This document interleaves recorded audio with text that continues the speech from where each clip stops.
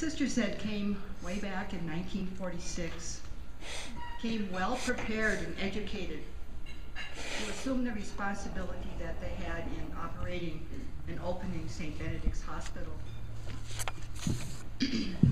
The first administrator was Sister Mary Margaret Clifford, who had years of experience at our hospital in St. Cloud, Minnesota, as did many of the sisters who came early on, and also throughout the years, the sisters who operated the hospital here in Ogden.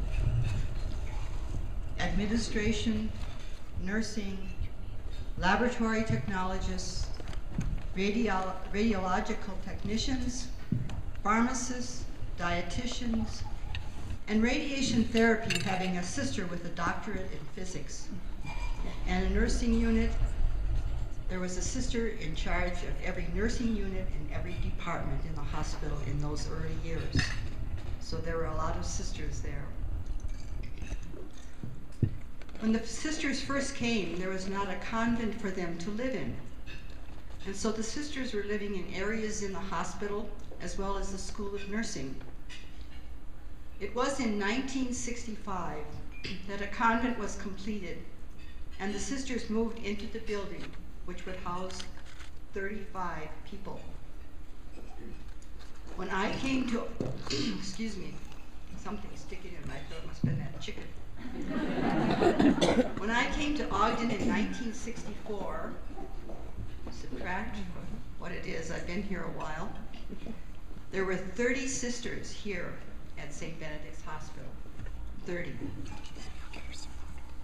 Initially, we lived in what was called a convent, and I think most of you are familiar with that term, that sisters live in a convent. In 1999, when we built our new home in South Ogden, we became aware that because we are living a monastic life, it was felt that the word monastery would be more appropriate for the house that we lived in. Thus, the name was changed from convent to monastery when we moved into our present building. Historically, monasteries have been houses of women and men who follow a monastic life. That is, women who live in a community under the guidance of a superior, and we call that superior priors today, as well as under a rule. And our rule is the rule of St. Benedict, which was written in the 6th century, way back in 500, and that's the rule we still follow today in 2013. St. Benedict, living in the early 5th century, organized his communities in this manner. He also required the members to make a vow of stability, along with the more common vows that you are perhaps familiar with, poverty, chastity, and obedience. We have an additional one of stability. And this vow ensured the permanence of their commitment to the group in a specific place, the place being identified by the monastery. For the followers of St. Benedict, the monastery remains the place where the community lives and prays together, listening and responding to the gospel of Jesus, as is specified in the rule of St. Benedict.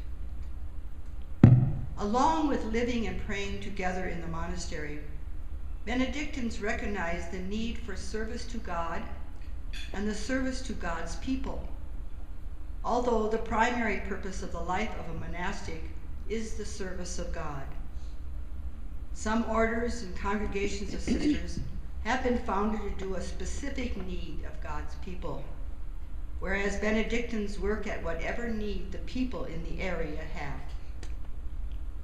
To be true to our tradition, Benedictine women and men are challenged to maintain a particular balance between work and prayer, and a reflective life, which is often in the midst of a world filled with technology, but which is supported by the common life of the monastery. It is our commitment to this life that brought us from Minnesota to Ogden.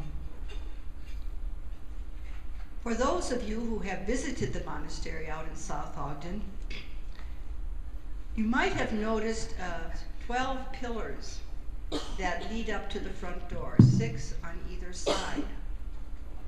Each one has a Benedictine cross engraved on it. These pylons represent the 12 Benedictine values, which you will find in the Rule of Benedict. And as I go through them, I'm going to go through all 12. You will see that Benedict, back in the 500s, was aware of so much that goes on in our everyday life today in the 21st century. The first value is awareness of God. And that is found in the Rule of Benedict in chapter 19, where Benedict says, "We believe that the divine presence is everywhere." The second value is community life. And Benedict in chapter 72 says, "And may he bring us all together to everlasting life." The third value, take counsel. And that is in chapter 3, where he says, "As often as anything important is to be done in the monastery, the abbot or the prioress will call the whole community together and explain what the business is." Now, maybe that's something you could do here. Call everybody together when there's something very important to decide. The fourth is to reverence all persons. And that is in chapter 72 of the Rule. No one is to pursue what he judges better for himself, but instead what he judges better for someone else. The fifth value is listening. We find that in the prologue. Listen carefully to the Master's instructions and attend to them with the ear of your heart. The sixth is dignity of work. In 48 chapter, "When they live by the labor of their hands, then they are truly monks." The seventh value is hospitality. And that is in chapter 53. "All guests who present themselves are to be welcomed as Christ. For he himself will say, 'I was a stranger, and you welcomed me.'" The eighth is stewardship. Chapter 31, "He will regard all utensils and goods of the monastery as sacred vessels of the altar." The ninth value is truthful living. Chapter 7, "Through this love, all that he once performed with dread, he will now begin to observe without effort, as though naturally, from habit, no longer out of fear of hell, but out of love for Christ, good habit, and delight in virtue." The 10th value is moderation, and that is in chapter 48 of the Rule. "All things are to be done with moderation on account of the faint-hearted." The 11th is common good. Chapter 45. "Therefore we intend to establish a school of the Lord's service. In drawing up its regulations, we hope to set down nothing harsh, nothing burdensome. The good of all concerned may prompt us to a little strictness in order to amend faults and to safeguard love." And the last value is justice. Chapter 57 of the Rule.